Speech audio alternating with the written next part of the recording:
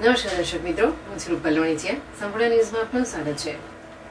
Aspirational block programme અંતર્ગત બનાસકાંઠા જિલ્લાના થરાદ તાલુકામાં 4 જુલાઈથી 30 સપ્ટેમ્બર 2024 સુધી સંપૂર્ણતા અભિયાન શરૂ કરવામાં આવ્યું હતું, જે 30 સપ્ટેમ્બર 2024ના રોજ પૂર્ણ થતા જિલ્લા કલેક્ટર મિહિર પટેલની અધ્યક્ષતામાં સંપૂર્ણતા અભિયાન સમાપન સમારોહ કાર્યક્રમ યોજાયો હતો.